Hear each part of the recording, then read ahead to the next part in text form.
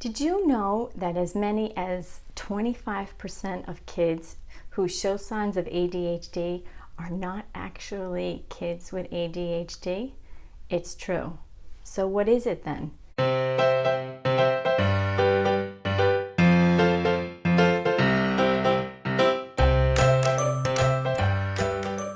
It's something called pediatric sleep disordered breathing, and I want to share with you the signs of pediatric sleep disordered breathing. Why? Well, because if we can spot it, we can stop it. So last time I talked to you about the one sign, which is crowded teeth, and today I'd like to talk to you about another sign, which is open mouth. And it's kind of self-explanatory. You know, your child is holding his mouth in an open position, but there are some qualifiers. So one thing to think about is when. So for example, if your child is talking, is that a problem? No, of course not, because you need to have your mouth open in order to talk. What about when your child is eating? Is that a problem? Well, that's just a social convention, and we should have our mouths closed.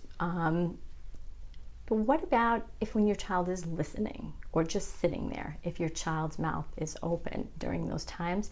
That is a problem. And let's take a second and look at how, because some people ask that, you know, does the way that my child hold his or her mouth open matter? Well, let's use this handy dandy piece of climbing rope here. Green, not my preferred fuchsia, but hopefully I'll get fuchsia climbing rope someday. If you look here, if your child is holding his or her mouth open in a circle like this, that's a sign of a problem.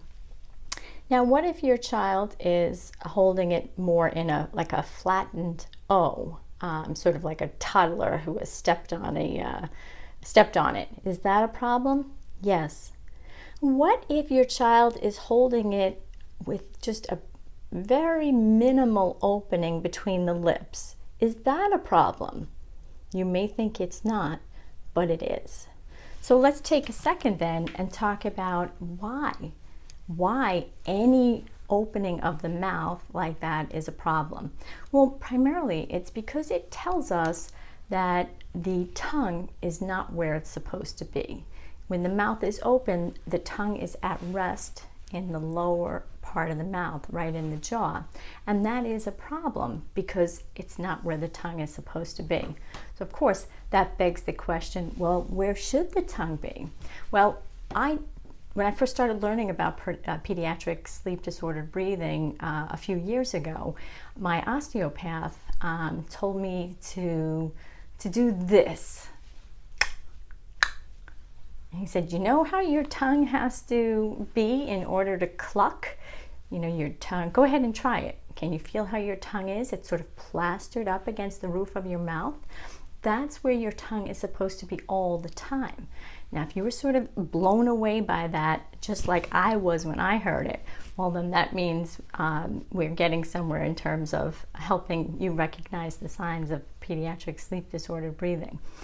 When I first started to do that cluck, it was so weak. It was more like this, simply because I didn't have the strength in my tongue to make that motion when it was up where it's supposed to be. But now that I've been practicing, it has really gotten a lot stronger. So that's why an open mouth is a problem, because it tells us where the tongue is supposed to. It tells us that the tongue is not where it's supposed to be. So what I'd like to ask you to do is to help me get the word out about this. Maybe some kids who are on ADHD medication really don't have to be, because they might just be dealing with pediatric sleep disordered breathing.